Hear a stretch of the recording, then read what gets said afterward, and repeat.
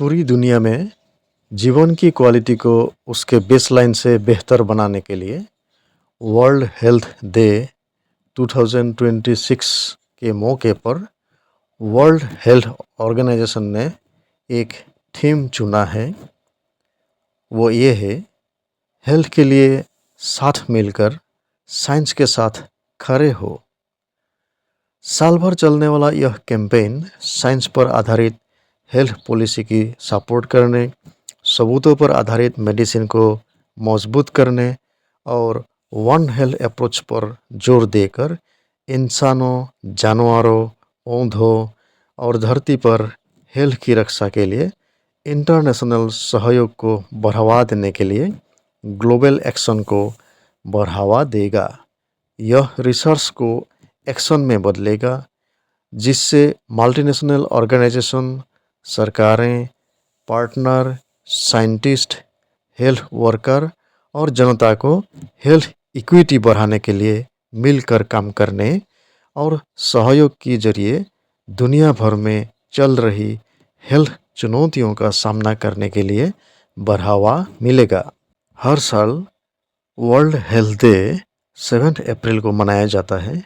इस बार भी इस दिन एक साथ दो बड़े इवेंट होने वाले हैं, जिसमें 80 से ज़्यादा देशों के लगभग 800 साइंटिफिक इंस्टीट्यूशन इकट्ठा होंगे और यूनाइटेड नेशंस एजेंसी के आसपास अब तक का सबसे बड़ा साइंटिफिक नेटवर्क बनाया जाएगा।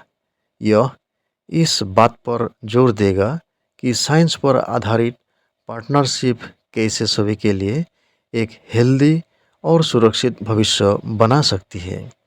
वे दो इवेंट है, इंटरनेशनल वन हेल्थ समिट, जिसमें WHO और फ्रांस सरकार फ्रांस G7 प्रेसिडेंसी की तहत होस्ट करेंगे, और WHO कोलैबोरेटिंग सेंटर्स का पहला ग्लोबल फोरम। ये दोनों इवेंट शुरू होगा 7 अप्रैल को। जो लोग इसमें दिलचस्पी रखते हैं वे #StandWithScience और #वर्ल्ड हेल्थ डे के जरिए इस कैंपेन में शामिल हो सकते हैं। भारत जैसे डेवलपिंग देश का अंदर अरुणाचल प्रदेश जैसे राज्यों में यह महसूस किया जाता है कि उनकी मौजूदा अलग अलग हेल्थ चुनौतियों को गरीबी और अच्छी क्वालिटी की शिक्षा के संकट जैसी रुकावटों का सामना करना पड़ रहा है।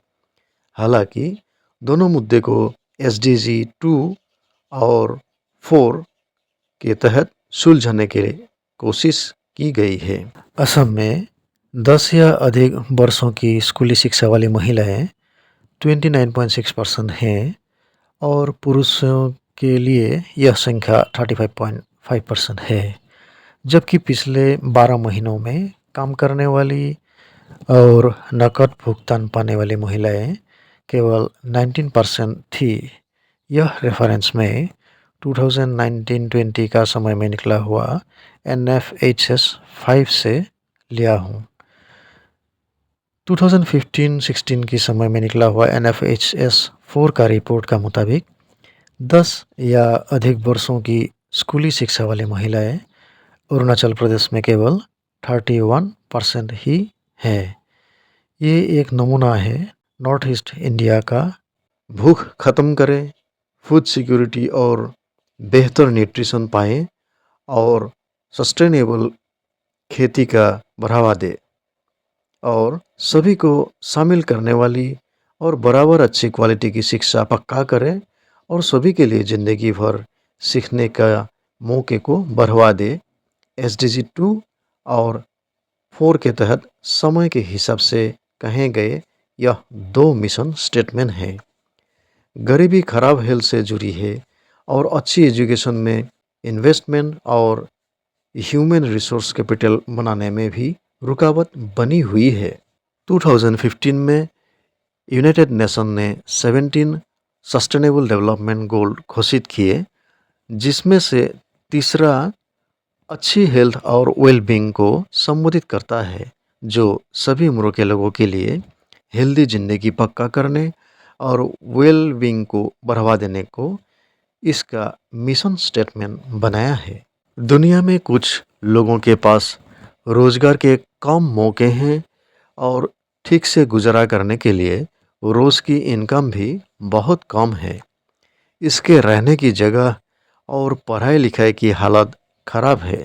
हेल्थ में ज़्यादा भेदभाव है, जेंडर में ज़्यादा भेदभाव है और सुरक्षित माहौल, साफ पानी और हवा, खाने की सुरक्षा और हेल्थ सर्विस तक उनकी पहुंच बहुत कम या बिल्कुल नहीं जैसा है।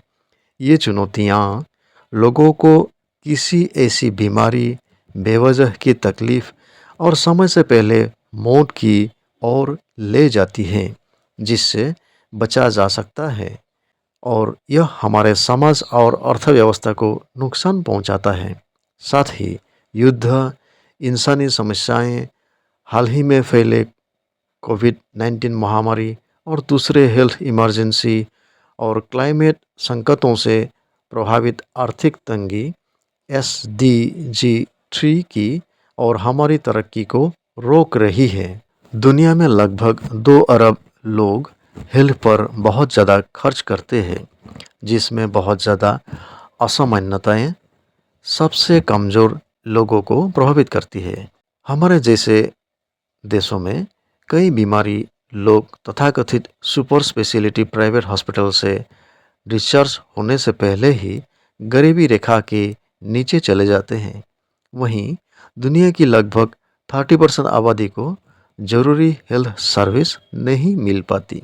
हालांकि हम अपने मौजूदा हेल्थ केयर सर्विस को अपग्रेड करने के लिए संघर्ष कर रहे हैं। इन SDGs के बड़े दायरे में हम हेल्थ की रक्षा के लिए सबूत, तथ्य और साइंस पर आधारित गाइडेंस के साथ जुड़कर साइंस के साथ खड़े हो सकते हैं। साइंस और पब्लिक हेल्थ में भरोसा फिर से बना सकते हैं और एक हेल्दी भविष्य के लिए साइंस पर आधारित समाधानों का समर्थन कर सकते हैं।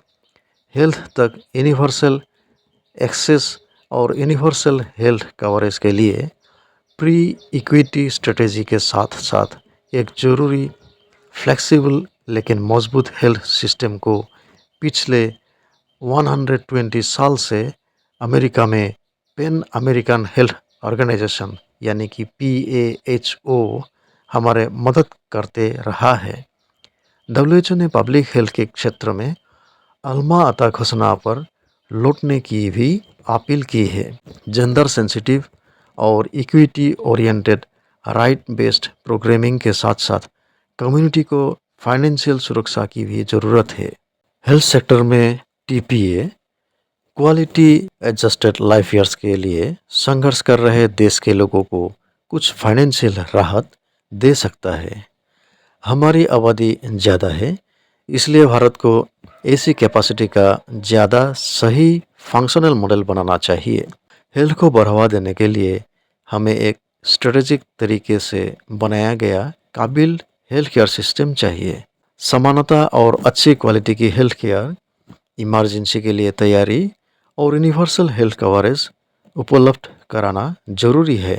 वर्ल्ड हेल्थ डे मनाना एक अवेयरनेस कैंपेन है जो पूरी दुनिया में मनाया जा रहा है ताकि लोगों को ग्लोबल कम्युनिटी पर असर डालने वाले ज़रूरी हेल्थ इश्यूज़ की और ध्यान दिलाने के लिए बुलाया जा सके।